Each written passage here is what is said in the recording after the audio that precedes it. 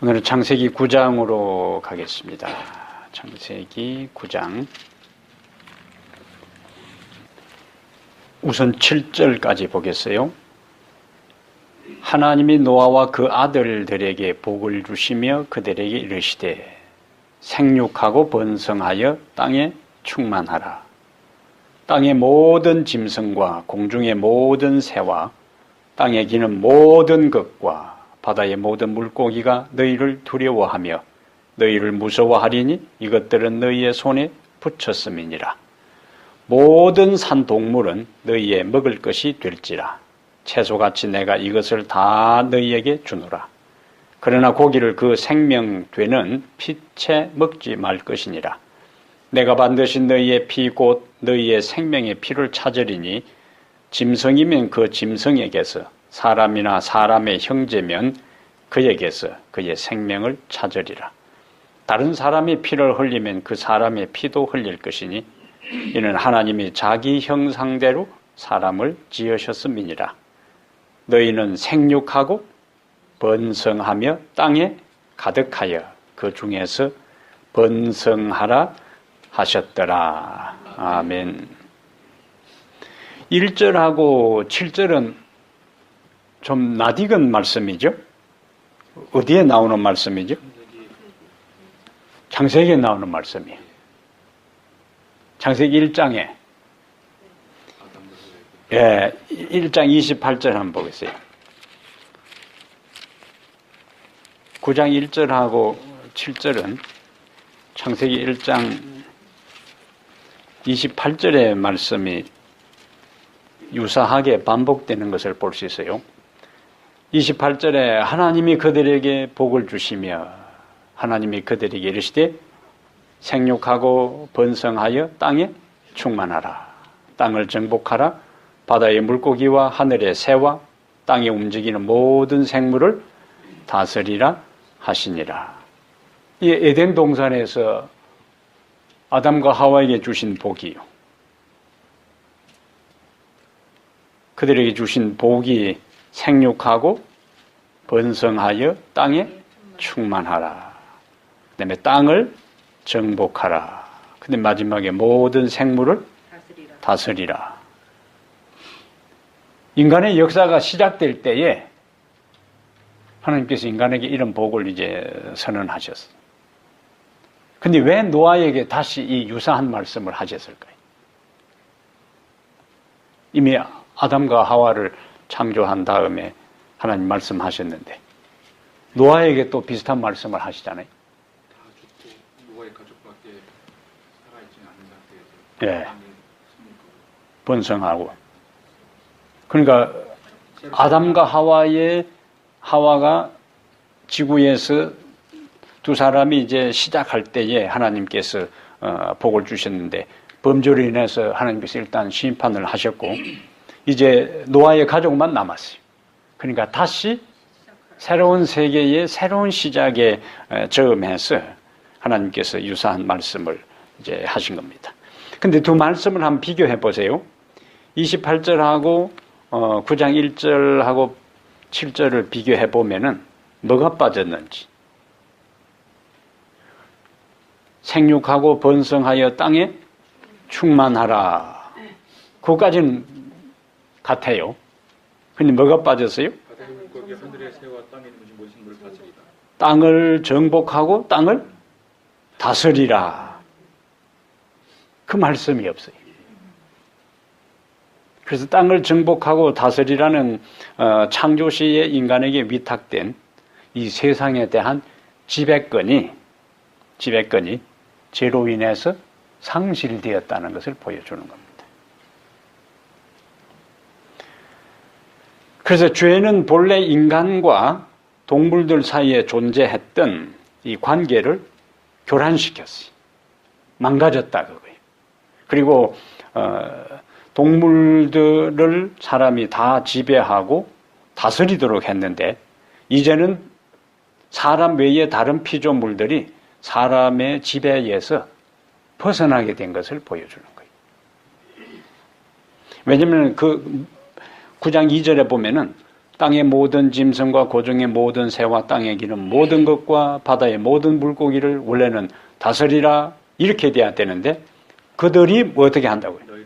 너희를 두려워하며 너희를 무서워하리니 두려워하고 무서워하리니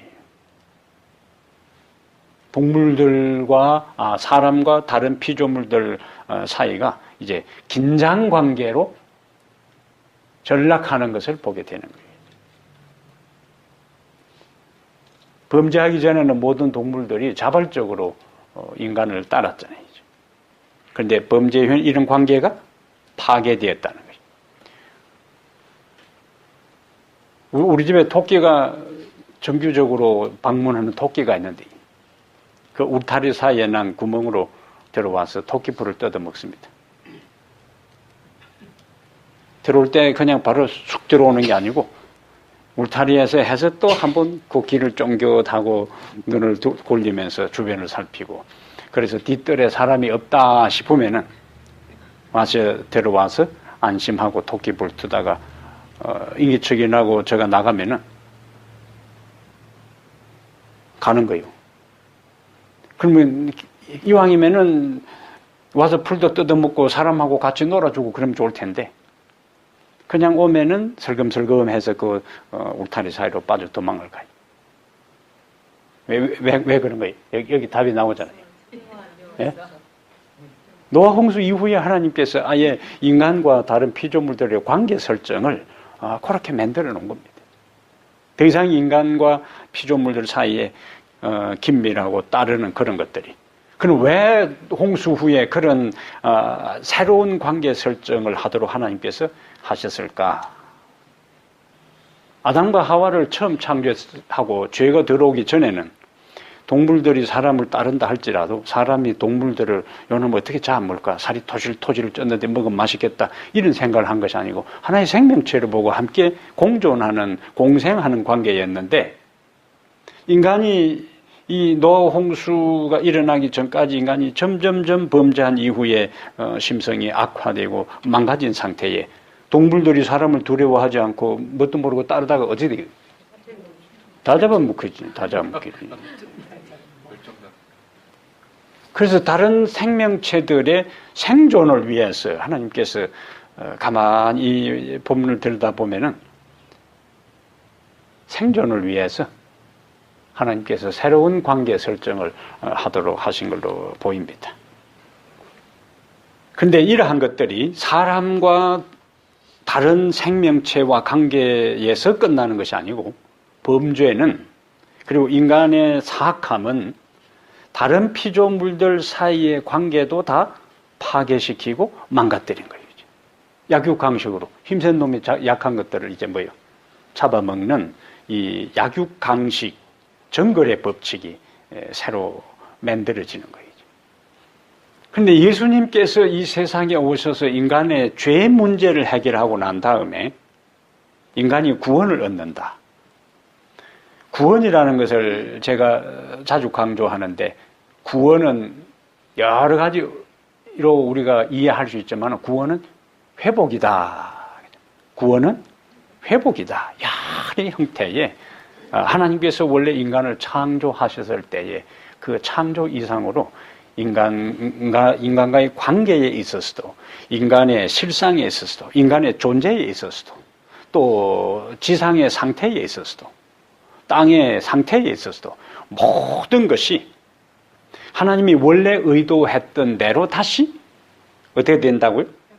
회복되는 거예요.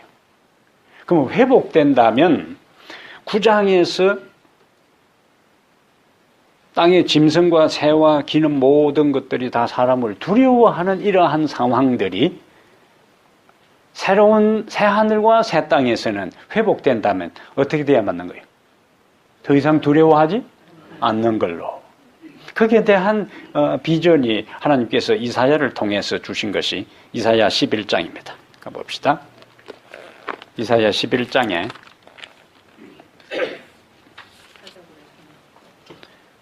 우리가 사막에 샘이 넘쳐리라 하는 노래 부를 때 나오는 그 장면이에요. 이사야 11장 6절에 그때에 여기는 이사야 11장은 메시아에 대한 예언인데 이사야를 통해서 메시아에 대해서 하나님께서 말씀하실 때는 단지 초림에 대한 것이 아니고 초림과 재림을 구분하지 않고 전체로 메시아가 와서 회복할 새하늘, 새 땅에 대한 회복된 천국에 대한 이야기. 그래서 구약 시대에는, 구약 성경에는 구약 시대에서 종말을 이야기하고 말세라고 이야기할 때는 우리가 지금 이해하는 예수님의 재림에 대한 말세가 아니고 초림과 재림까지가 구약의 선지자들의 눈에는 전체가 다 구약 시대에 있어서는 그것이 종말이라, 종말. 말세에 예수님께서 말세에 나타내기로 한, 그래서 예수님이 초림한 것 자체는 전체 인류 역사에 있어서 종말인데 그 종말이 1세기, 2세기, 3세기, 4세기, 오늘 20세기, 21세기에 있어서는 더 점점 더 뭐요? 종말에 예수님의 초림부터 예수님 재림시가 구약시대 사람들에게는 종말인데 그 가운데서 점점 더 종말에 우리가 더 가까워진다. 그거죠. 그러므로 이사야 11장의 구조도 메시아가 와서 회복할 메시아 왕국, 하나님의 나라인데 그 가운데 6절에 그때에 이리가 어린 양과 함께 뛰놀며 살며, 원래는 이리가 양을 보면은 잡먹고요. 그 다음에 표범이 어린 염소와 함께 누우며 송아지와 어린 사자와 살찐 짐승이 함께 있어. 그 다음에 어린 아이에게 끌리며 7절에는요 암소와 곰이 함께 먹으며, 계속 그 비교하잖아요. 대조식입니다. 그것들의 새끼가 함께 엎드리며 사자가 소처럼 풀을 먹을 것이며, 여기 사자가 소처럼 풀을 먹을 것이며, 여기도 회복이에요. 회복. 창세기 1장에 나오는 인간 1장 29절에 사람에게도 과일과 각종 채소, 열매 맺는 채소를 풀을 준 것처럼 짐승들에게도 똑같이 그렇게 준 것들이 여기서 다시 뭐예요? 회복되는 거예요. 8절에 젖 먹는 아이가 독사의 구멍에서 장난하며 젖된 어린 아이가 독사의 굴에 손을 넣을 것이라. 내 거룩한 산 모든 곳에서 이 회복된 메시아 왕국이요, 해됨도 없고 상함도 없을 것이니 이는 물이 바다를 덮음같이 여호와를 아는 지식이 세상에 충만할 것임이니라. 이사야는 이제 다시 65장에 가서 이사야 65장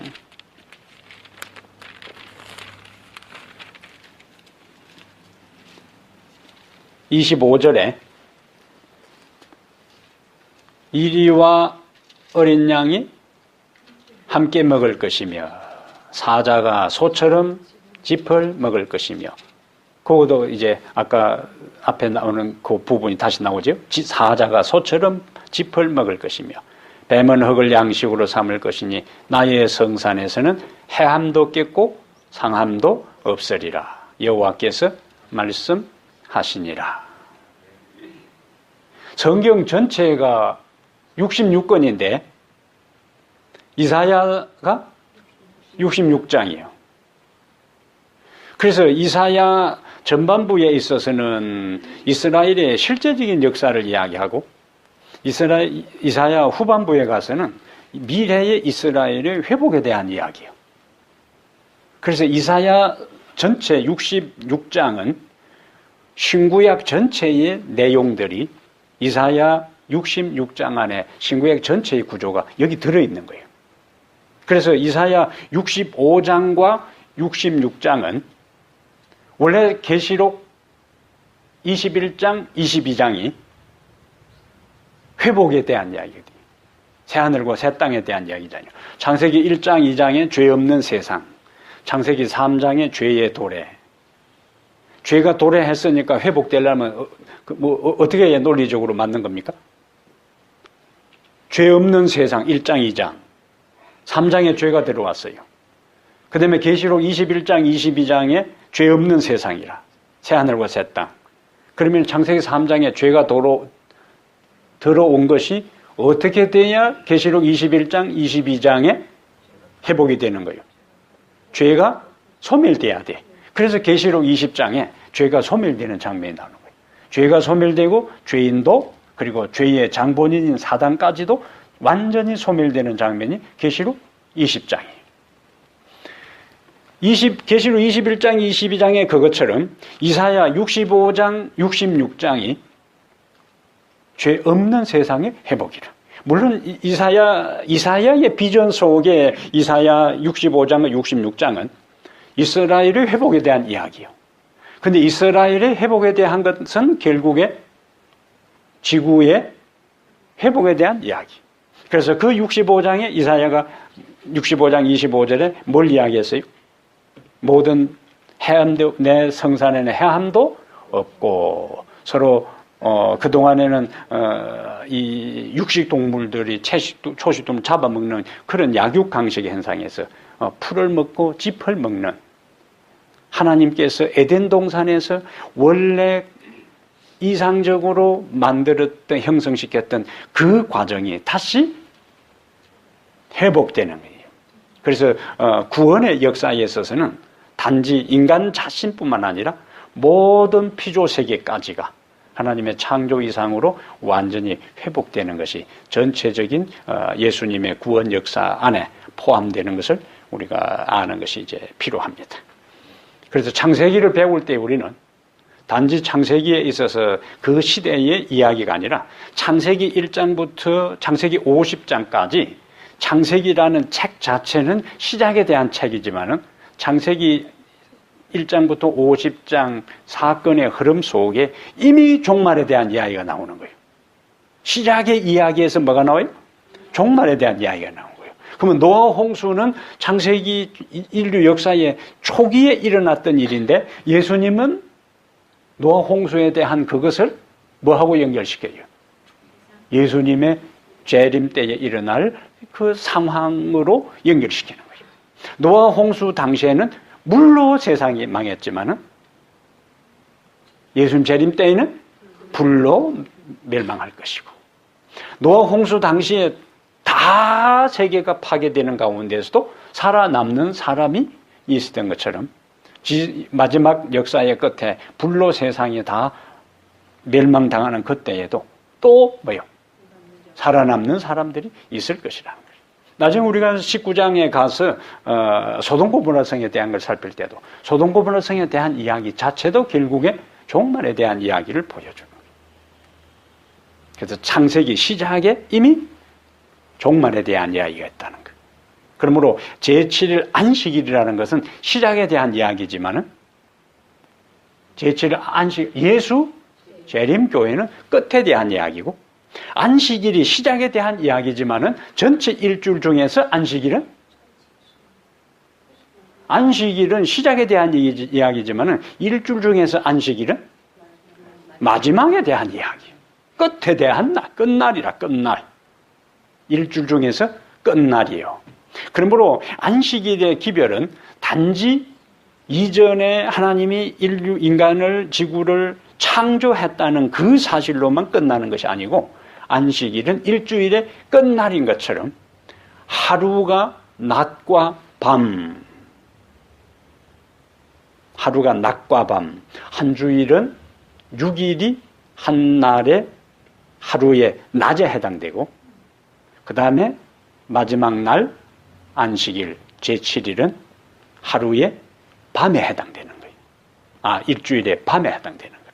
그러면은 낮에 열심히 일한 사람이 밤에 쉬고 편히 쉬는 것처럼 엿새 동안은 힘써 내 모든 일을 행하고 제7일은 쉬어라 안식하라는 그 기별 자체는 열심히 일한 사람이 한 주일의 끝에 밤의 휴식, 안식에 들어갈 수 있다는 거예요.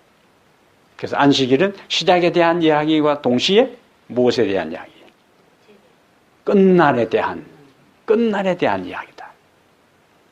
그러면 낮에 열심히 성실하게 일한 사람이 밤에 안식을 경험할 수 있는 것처럼 6일 동안 열심히 일한 사람이 안식에 동참하는 것처럼 안식에 우리의 일상의 매일매일의 삶의 연장선에서 끝이 오기 때문에 한 하루의 삶에 성실하고 6일 동안의 삶에 성실하고 안식일을 맞이한 사람이 내 인생의 매일매일 성실하게 산 그 사람이 역사의 끝날에 하나님의 영원한 안식에 들어갈 수 있다는 거죠.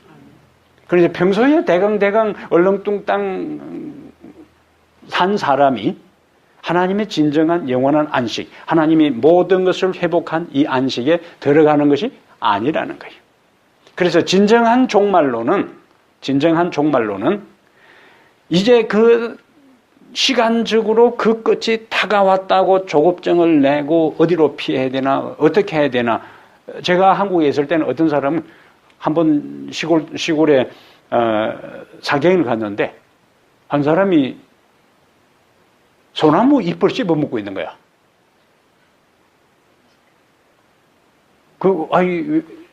집이 그렇게 가난하십니까? 내가 웃으면서.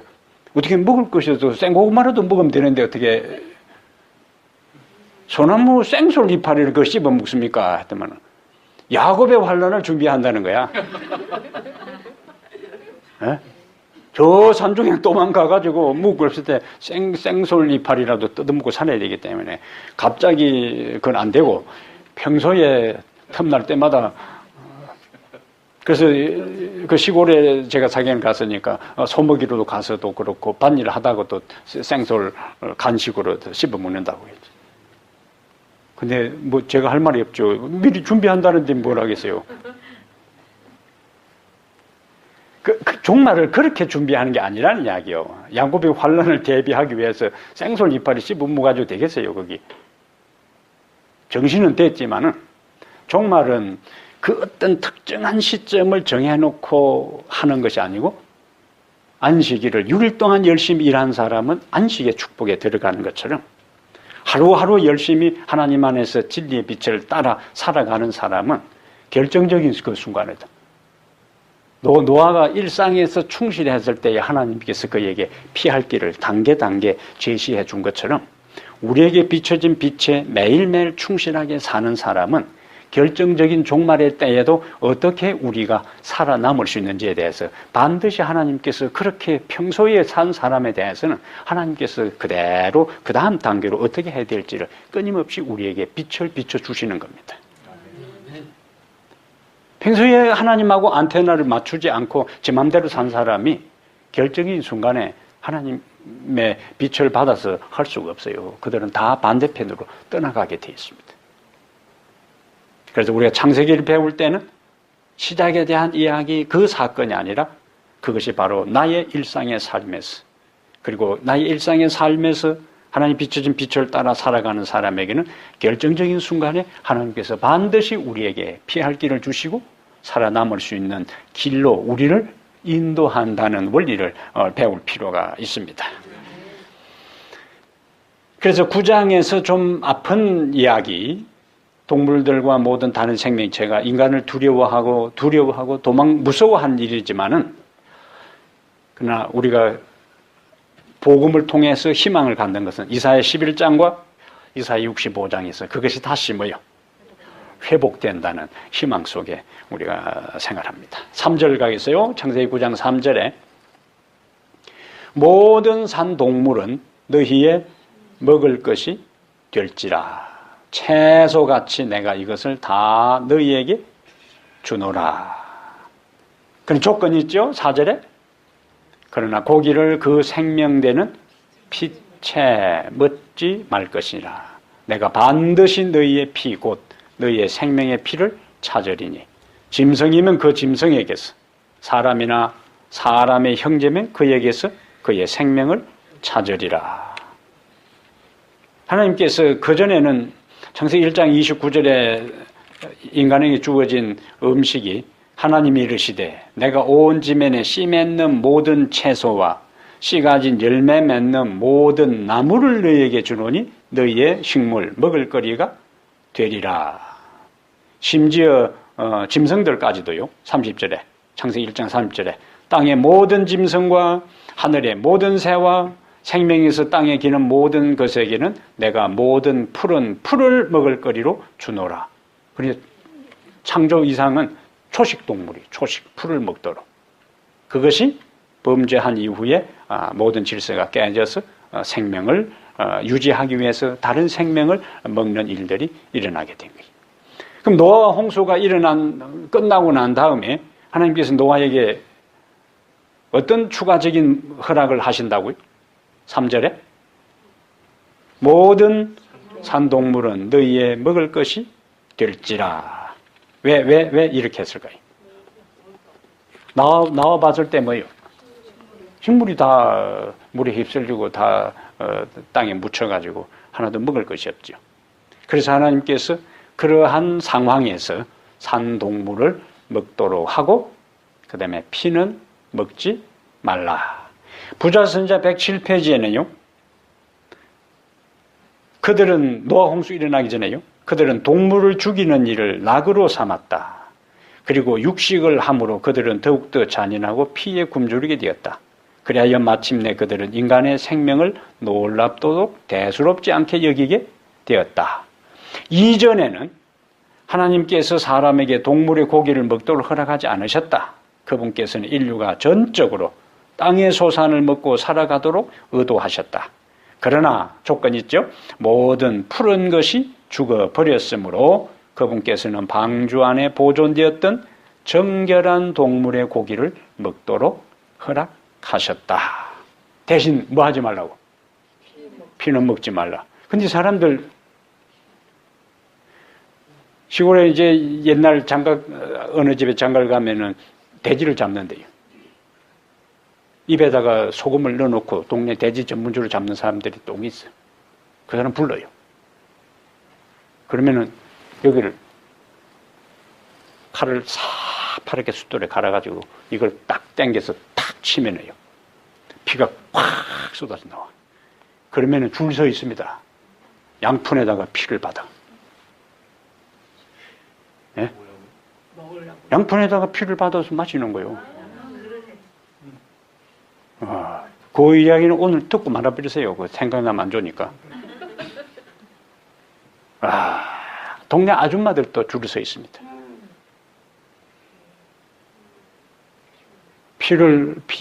여기 하나님께서도 레위기 17장 11절에 피는 생명이라 했는데 그걸 먹으면 에너지가 있고 힘이 생긴다 해가지고 그럼 나중에 벌겋게 묻어있습니다.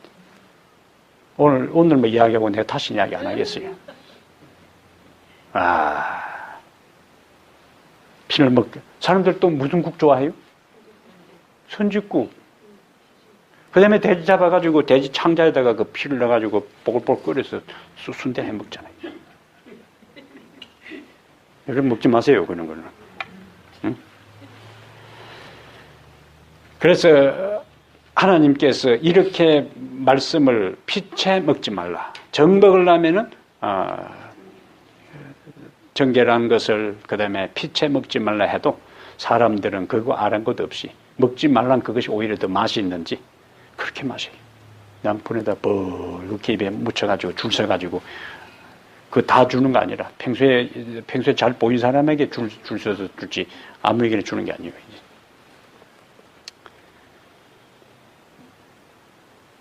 너무 잔인했잖아요. 그래서 우리 재림교인들이 하나 생각할 것이 있는데 여기에 창세기 9장에서 산동물 했을 때에 이미 이 산동물 자체가 아무 동물이나 먹어도 되는 것이 아니고 정결한 것 자체가 그래서 다른 동물들은 그냥 암수 한 쌍씩 하겠지만은 정결한 것은 7쌍씩 해요. 그때 벌써 정결한 것과 정결하지 않은 것이 구분되어 있었다는 걸 보여주는 거예요. 그러면 하나님께서 이미 그것이 전제되어 있기 때문에 여기에서 너무나 그건 당연하게 알고 있는 상황이니까 동물들이라고 포괄적으로 이야기하는 거예요. 근데 제가 미주 목회를 하면서 가끔 보면은 재림교인들 가운데서 최근에 신앙을 한 분들이 레위기 11장하고 신명기 14장에 나오는 그 정결한 동물과 부정한 것과 정결한 것을 전혀 구분하지 않고 부담도 없이 그냥 먹는 사람들이 굉장히 많아요. 이제 우리의 영적 수준을 올려야 됩니다. 영적 수준을. 그래서 레위 11장에 나오는 최소한 정결한 동물, 정결한 새, 정결한 생선, 그것은 구분해야 되는 거예요. 왜냐하면 우리가 앞부분에서 안식일 이야기할 때 하나님의 구별성에 대한 공부를 했어요. 거룩성에 대한 거. 예? 하나님께서 이스라엘을 구별했어요. 왜냐하면 하나님 자신이 다른 신들과 구별되는 거룩한 존재이기 때문에 당신에게 속한, 이번 주 우리가 암송할 말씀이요. 예? 내가 거룩하니 너희도 거룩할지어다 하는 베드로전서 1장 15, 16절 그 말씀처럼 하나님 존재 자체가 구별된 거룩한 분이기 때문에 당신의 소유로 삼은 당신의 백성들도 어떻게 되기를요? 거룩하기를 원하는데 그것은 생각에 있어서, 삶에 있어서, 그 다음에 말에 있어서, 그 다음에 입는 옷에 있어서, 그리고 먹는 것에 있어서도 어떻게 해야 된다고요? 구별돼야 되는데 그 구별성을 레위 11장과 신명기 14장에 정확하게 말씀하신 거예요. 최소한 재림교회는 하나님께서 성경을 통해서 제시된 이스라엘이 하나님, 레위기서 자체가 상당히 재미없고 진부한 내용처럼 보이지만 핵심적인 키워드가 뭐냐? 거룩이라, 거룩. 레위기 전체를 흐르는 핵심 사상이 거룩입니다. 거룩. 그러면 그 거룩이라는 큰 그림 속에 뭐가 포함되어 있는가? 먹는 것까지도 구별됨이 하나님의 백성들에게는 있어야 된다는 거예요. 하나님의 백성들에게.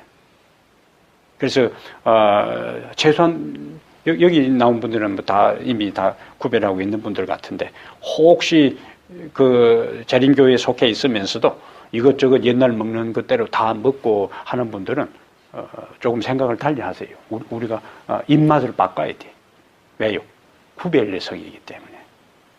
최소한 재림신조는 레위 11장과 신명기 14장에 나오는 그 가르침을 따라서 내가 굴복하고 하나님의 거룩한 구별된 백성으로서의 삶을 살아갈 필요가 있습니다. 오케이. 그 다음에 6절에 보면은요,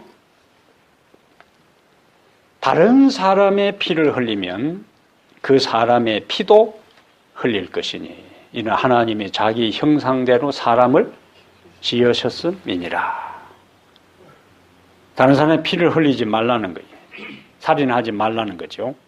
그런데 예수님은 구약시대에는 그냥 살인하지 말라 하는 것을 실제적으로 육체적인 생명을 앗아가는 그러한 것들인데 예수님은 마태복음 5장 21절에 우리 잘 아는 말씀 잠깐 한번 봅시다. 마태복음 5장 산상보험 가운데 예수님은 모세를 통해서 말씀하셨던 그것들을 좀 더 다른 차원에서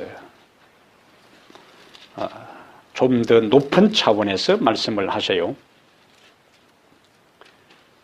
마태복음 5장 21절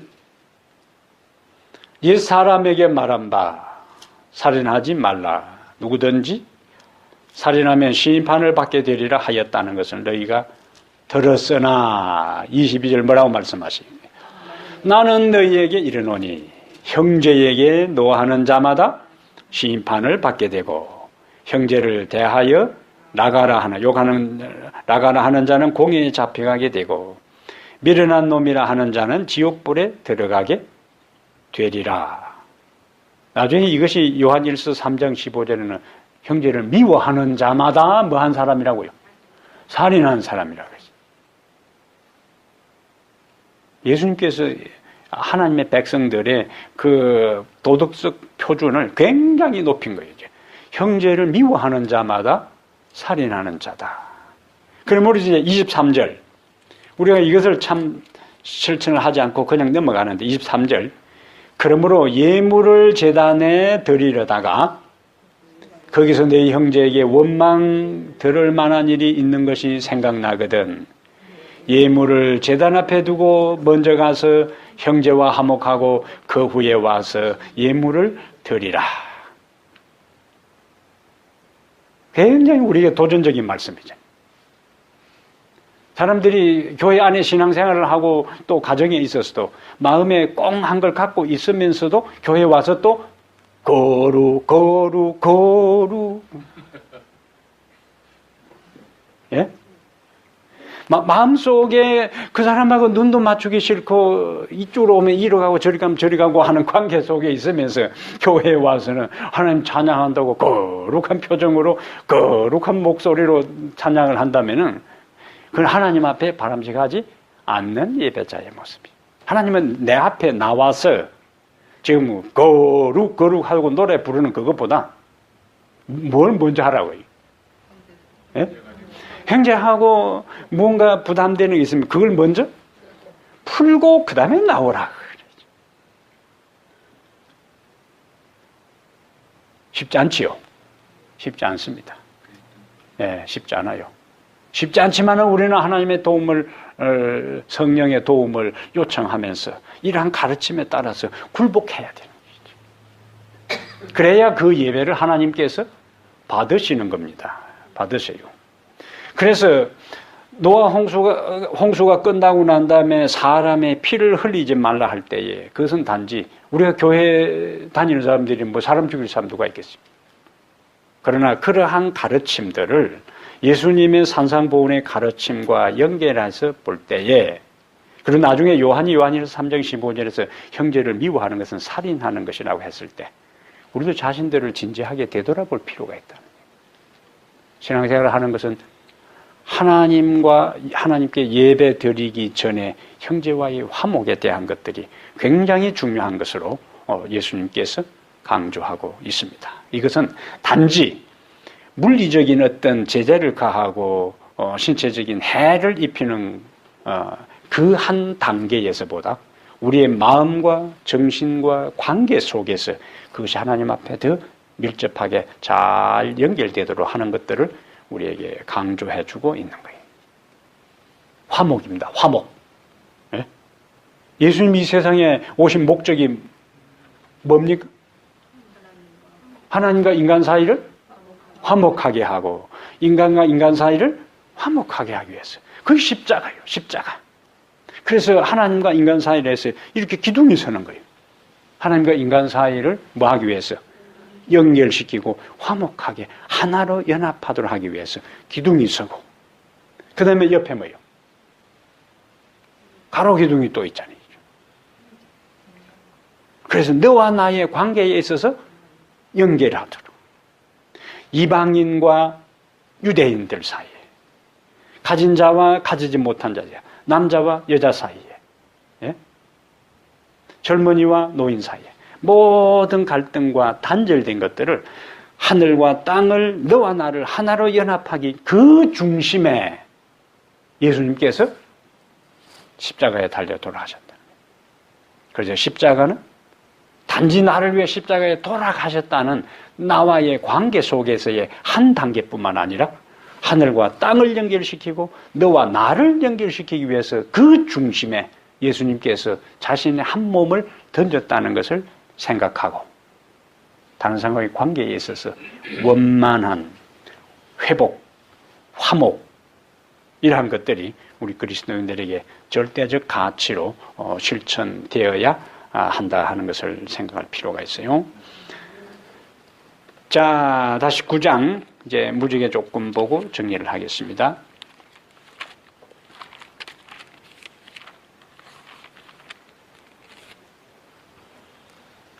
8절에 9장 8절 하나님이 노아와 그와 함께한 아들들에게 말씀하여 이르시되 내가 여기 이제 그다음에 이제 언약이 나오는데 언약의 그 대상을 한번 보세요.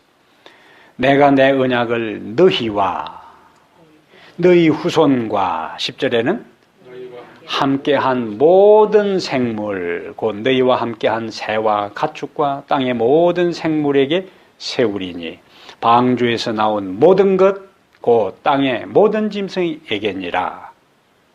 그럼 그 언약이 뭐냐? 11절 내가 너희와 언약을 세우리니 언약의 내용이 뭐죠?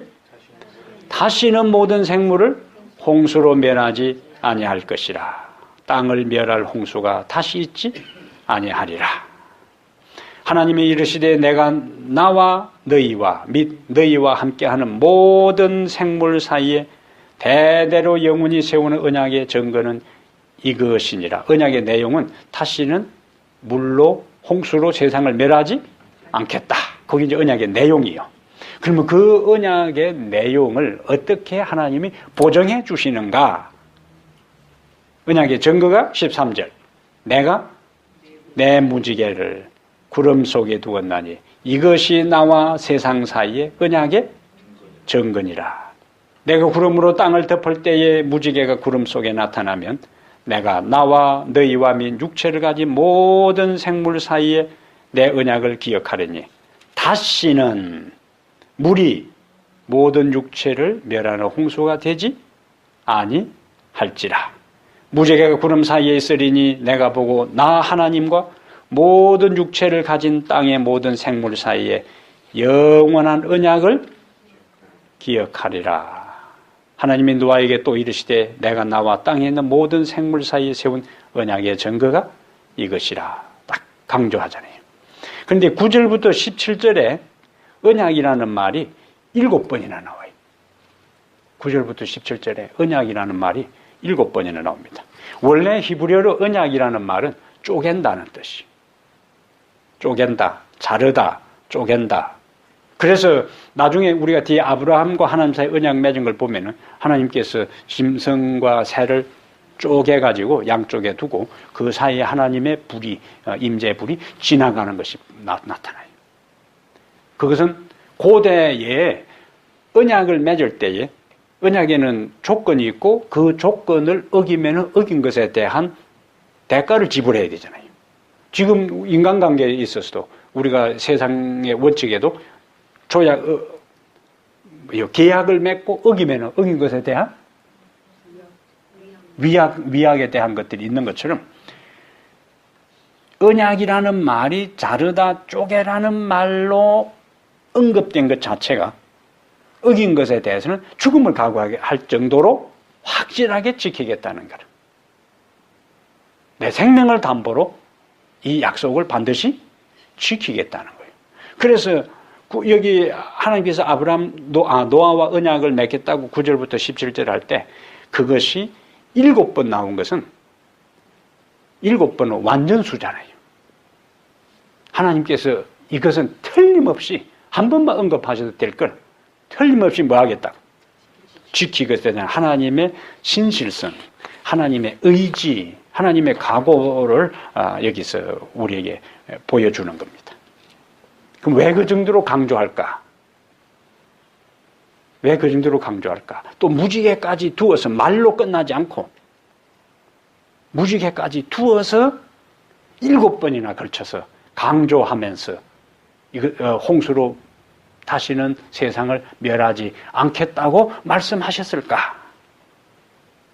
만약에 이런 것이 없었으면 어땠을까요? 구름이 이제 어차피 이전에는 땅에서 수분이 올라와서 땅을 적셔서 생명이 자라도록 했는데 이제는 이제 비가 내리는 형태로 하나님께서 이 대기권의 그 형태를 이제 바꾸었어요. 자, 구름이 일어난다. 검은 구름이 일어난다. 그럼 어땠을까요? 그 후손들 경우. 그 트라우마예요, 트라우마. 예? 그게 트라우마예요. 어떤 충격적인 사건이 정신적으로, 심리적으로 치료되지 않고 회복되지 않는 상태에 있게 되면 유사한 상황이 될 때는 굉장한 정서적인 충격과 어려움 가운데 빠지는 거예요. 인간의 마음을 하나님께서 정서를 너무나 헤아리시고 두려움과 공포에 빠지지 않도록 그냥 말로 끝나지 않고 무지개를 볼 때마다 구름이 일어나고 그다음에 무지개를 볼 때마다 그것이 일시적인 어떤 지역적인 상황이지 세상이 다시 물로 멸망하는 것은 아니라 하는 것을 그걸 통해서 인간에게 보여주는 겁니다. 근데 우리가 계시록 1장, 에스겔 1장 28절과 계시록 4장 2절 3절에 무지개는 항상 어디에 있는가? 무지개는 비온 뒤에 무지개가 있고 한쪽에는 밝고 한쪽에는 구름이 끼는데 이제 태양빛을 받아서 무지개가 형성되는데 에스겔 1장 28절과 계시록 4장 2절 3절의 무지개는 하나님 보좌 주위를 둘러싸고 있는 거예요. 무지개가 하나님 보좌 주변에 항상 뭐가 있어요? 무지개가. 그러면 그 무지개는 하나님의 자비와 하나님의 약속과 인간을 향한 하나님의 관심과 하나님의 사랑에 대한 정표가 되는 거예요. 하나님의 관심과 사랑과 자비와 인간에 대한 약속을 지키겠다는 하나님 자신에 대한 약속이 확실하게 그곳에 보여지는 겁니다. 그래서 하나님께서 이 언약을 통해서 홍수라는 트라우마를 경험하고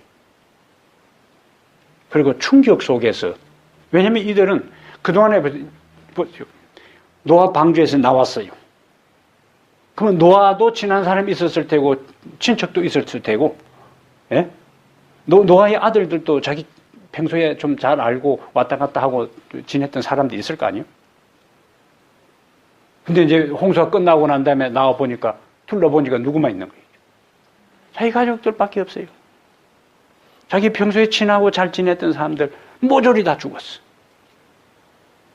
얼마나 충격이겠어요. 굉장한 그 넓은데 사람이라는 건 자기 가족밖에 없을 때에 이거는 굉장한 정신적인 그 충격과 그 트라우마 속에서 그들이 살아갈 수밖에 없는 상황이에요. 그러한 마음을 하나님께서 헤아리시고 반복해서 언약을 말씀하시면서 그리고 무지개까지 둔 다음에 그들의 충격과 상처를 치료하시는 하나님의 모습을 우리가 여기서 발견할 수 있습니다. 우리 자비하신 우리 하나님의 모습이에요. 그래서 13절부터 16절에도 구름 속에 무지개를 두신다는 것이 13절부터 16절에도 3번이나 나와요. 3번이나. 자, 마지막 구절 한번 보겠습니다. 이사야 54장.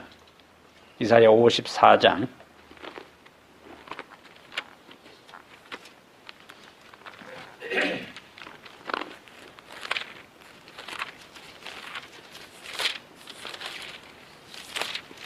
이사야 54장 9절 10절. 이는 내게 노아의 홍수와 같도다. 내가 다시는 노아의 홍수로 땅 위에 범람하지 못하게 하리라. 맹세한 것 같이. 이제 이스라엘 백성들에게 이전에는 이스라엘 백성이 형성되기 전에 노아와의 맺었던 그것들을 하루에비스 다시 반복하면서 맹세같이 내가 네게 노하지 아니하며 너를 책망하지 아니하기로 맹세하였노니 10절에 산들이 떠나며 언덕들은 옮겨질지라도 여기 뭐가 나와요? 나의 자비는 인자는 네게서 떠나지 아니하며 무지개는 하나님의 자비를 보여준다는 거예요. 나의 화평의 언약은 흔들리지 아니하리라. 그 다음에 뭐가 있어요? 너를 긍휼히 여기시는 여호와께서 말씀하셨느니라. 이스라엘 백성들이 반복해서 범죄한 다음에 그들 스스로 위기의식을 느낀 거죠. 이제 우리 다 끝났다. 이제 다 멸절되겠구나. 그때에 하나님께서 그들의 두려운 마음을 위로하고 안심시키기 위해서 뭐라고요? 무지개를 통해서 노아 홍수 이후에 다 멸하지 않도록 했던 것처럼 너희들을 다 멸하지 않고 용서하겠다. 구원하시고 보존하시겠다는 하나님의 자비와 긍휼과 신실하심에 대한 것들이 여기 이사야 54장 9절과 10절을 통해서 우리에게 말씀해 주고 있어요. 무지개는 한쪽 하늘이 다 어두울 때도 안 되고 다 밝을 때도 안 되고 한쪽에는 밝고 한쪽에 어두울 때에 무지개가 형성됩니다. 그래서 우리의 인생에 항상 밝은 것만 있는 것도 아니고 항상 어두운 것만 있는 것도 아니고 밝음과 어둠이 교차되는 그때에 자연의 현상 속에 무지개를 두신 그것처럼 내 삶의 밝음과 어둠이 교차될 때에 여전히 하나님께서 내 인생에 내 마음에 언약의 무지개, 예? 자비와 사랑의 무지개를 내 마음의 한켠에 두었어. 그걸 통해서 우리로 하여금 하나님의 신실하심을 믿고 하나님의 언약을 믿고 소망 가운데 살아가도록 우리에게 말씀을 하셔요. 노아와 그의 가족들에게 있어서 무지개는 소망이었고 하나님이 그들에게 주신 약속이었고 그리고 그 약속에 기초한 하나님의 자비와 돌보심이 그들의 생애의 끝날까지 함께 하실 것이라는 것들이 바로 무지개를 통해서 보여준 거예요. 그래서 계시록 4장에 하나님의 보좌를 이야기할 때에 계시록 4장 2절 3절에 하나님의 보좌 주변에 뭐가 있어요? 무지개가 있는 것처럼 하나님을 생각할 때 언약의 무지개, 내 인생을 향한 약속, 보호, 책임, 긍휼, 사랑 이것들을 항상 우리가 하나님의 보좌 주변에 두르고 있는 무지개를 기억하면서 내 인생을 향한 하나님의 자비에 대한 감사함과 그분의 신실하심과 그분의 약속을 책임지고 지키겠다는 그분의 존재를 우리가 전적으로 믿고 살아가는 믿음의 삶이 되기를 간절히 바랍니다. 아멘. 은혜로우신 우리 하나님, 이 저녁에도 주님의 말씀을 사모해서 아버지 앞에 나온 존귀한 하나님의 아들과 딸들 위하여 기도합니다. 이 저녁에 우리로 하여금 하나님 보호자를 두르고 있는 언약의 무지개를 믿음의 눈으로 보게 하시니 감사합니다. 내 인생의 삶에 비 오는 날 것 같은 바람 불고 강풍이 일어나는 같은 그러한 날 때에도 내 삶의 한켠에 밝은 빛이 비치고 그곳에 주님의 약속하신 언약의 무지개가 찬란하게 빛나는 것처럼 내 인생에도 그런 날이 올 것을 소망으로 믿고 살아가는 저희들 모두가 되게 하여 주시옵소서. 주님이 계시는 하나님 아버지가 좌정하고 계시는 그 보호자 주위에 언약의 무지개가 영광스럽게 두르고 있는 것처럼 내 인생의 매 순간순간 우리의 가정과 이 교회에도 하나님께서 언약의 무지개를 나타나게 하셔서 우리에게 소망을 주시고 우리에게 하나님의 신실하심을 절대적으로 믿게 하시고 하나님의 자비와 하나님의 보호하심과 하나님의 긍휼하심이 날마다 우리의 가슴 속에 확신으로 다가오고 흔들리지 않는 믿음으로 그것을 받아들이는 믿음의 삶이 되게 하여 주시옵소서. 주께서 이 밤에도 주님의 은총 속에 잠잘 때에 편안한 한날이 되게 하시고 내일 우리에게 주어진 새로운 날 주님 주신 활력 의지하여 힘있게 새롭게 살아가게 해 주시옵소서. 우리 주 예수님 이름으로 기도합니다. 아멘.